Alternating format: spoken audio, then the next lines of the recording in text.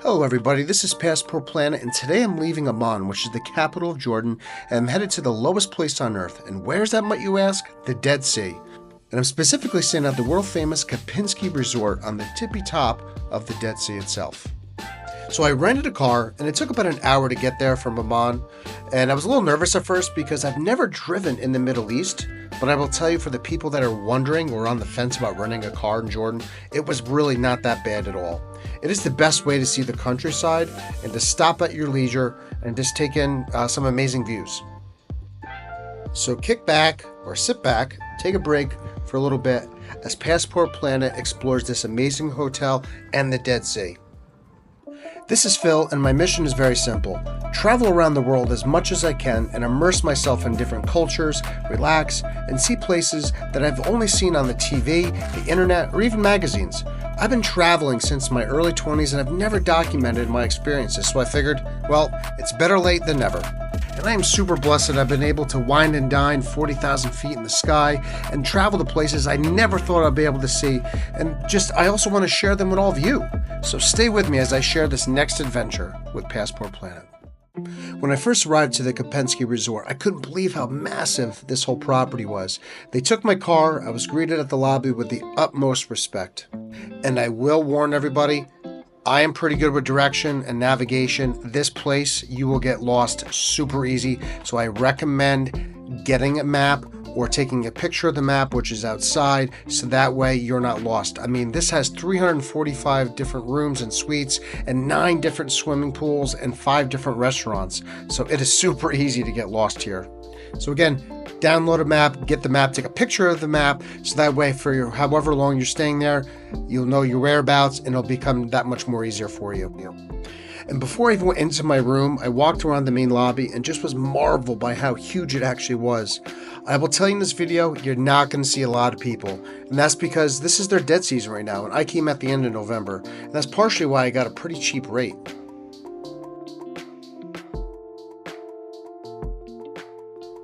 And the room I got wasn't fancy by any means, considering I was just staying at the Ritz-Carlton in Abu Dhabi and Amman, but it was a typical resort room with ample space in the bathroom, and it was situated on the ground level, which was really nice, so I didn't have to take any elevators at all. And as you walk down this small little hallway, you had a workstation if you wanted to do some computer work, and you had a nice partition there to separate yourself if you had family members. I had a beautiful king-size bed, a TV here, and actually you had 2 TVs. You had one for the living room, but it didn't have any partition, and you also had a nice porch area, which was really nice. And what really was spectacular was that when you walk out of your room, you had an incredible view of the Dead Sea, and you had easy access to one of the 9 swimming pools that they have on this property.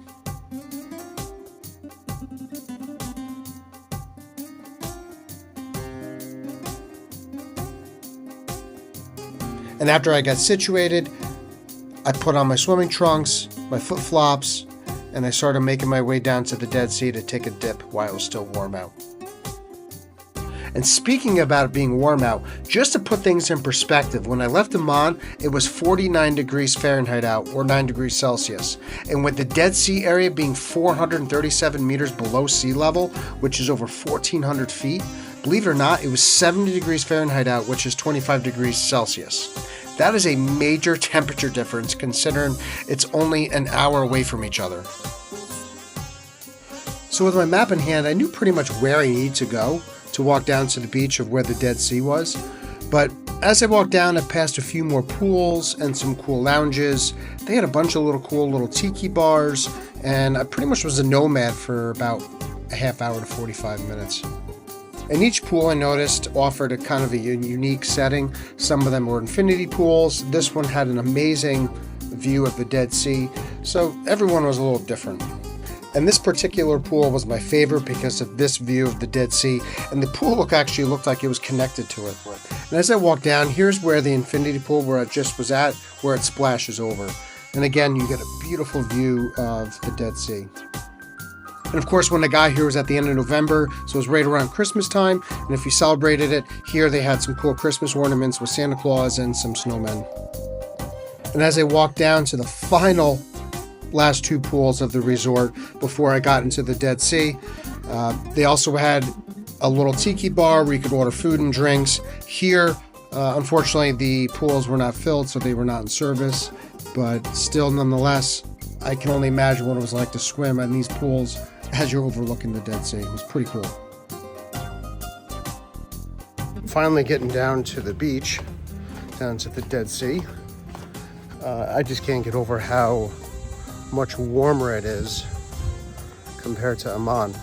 And the guy in the elevator was telling me that down at, I think he said it's at least a 20-degree difference in temperature, and I'm only like an hour away from Amman, maybe an hour and 10 minutes. So just wild. So about to head down to the Dead Sea and stay tuned. So finally, after about a 10-minute walk from the hotel, that's how big it is. They were really called a resort. I'm finally at the beach for the resort. I keep saying hotel. And man, what a view this is. And it's hard to imagine, but right here where this walkway is, at one point this was all underwater, and every year the Dead Sea gets shallower and shallower. So here's a sign right at the entrance, and it tells you to enjoy yourself in smearing natural black mud all over your body, as it's said to improve blood circulation and relieve tension of the mind and the muscle. So obviously I did what the instructions were. I swam and floated in the Dead Sea for about 10 minutes, and after swimming, you put the Dead Sea mud directly on your body. And I waited about 15 minutes until the mud was dry. I had one of the workers help me apply the mud on my back, and I think this is the first time ever I intentionally smothered myself with mud and actually enjoyed it. So being here, I'm in the Dead Sea. It is the most oddest feeling I've ever experienced in regards to water. It is so hard to not just be pulled up by my butt and my feet. Like normally when you try and float in the water, it's hard, but when you have 40-something% of salt in the water, it is extremely hard to actually stay like upright, and you're constantly being pulled to the surface. So right now I'm like fighting like crazy to not be pulled up and have my feet pulled up to the surface of the water. So I'm kind of on the edge of where it's dropping off and where it's getting shallow, but it's like a very slimy and just a weird texture.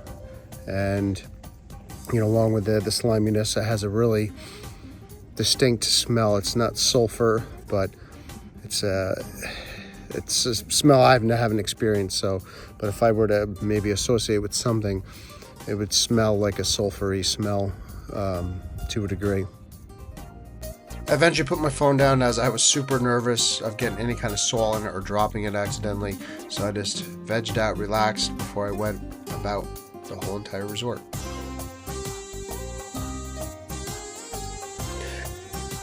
And as the sun was setting, I really wanted to get in and see as much as I could, since I really only had 2 days here. This building is one of it's the second main building of this resort, and it's not the main lobby, it's behind the main lobby, and it is ginormous. They do different events here. It was all decked out to the T of Christmas stuff, everything for the holidays, and it was really, really spectacular and really beautiful.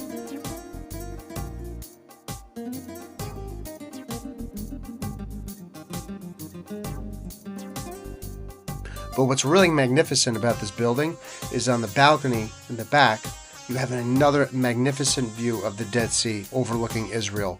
And as the sun was setting, it was really picturesque. And this is actually, they had a band that was playing here later on in a couple hours, and this is where I had a nice dinner. My next stop was right here at this infinity pool, and to watch the sunset and to grab a small snack before I actually had dinner tonight. The food was amazing for bar food, but what was bad about it was there were flies everywhere. So the guy gave me some incense to kind of shoo away the flies, and it actually worked. It was a good deterrent. And probably one of my favorite views of my trip so far was this, overlooking the Dead Sea, watching the sunset over Israel. The videos just don't do justice.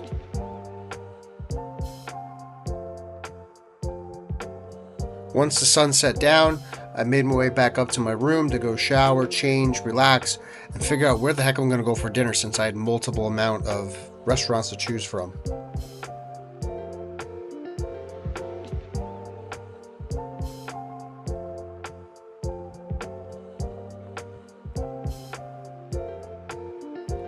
When darkness finally set in, I couldn't believe here in the distance you could see the city lights of Jericho and Jerusalem.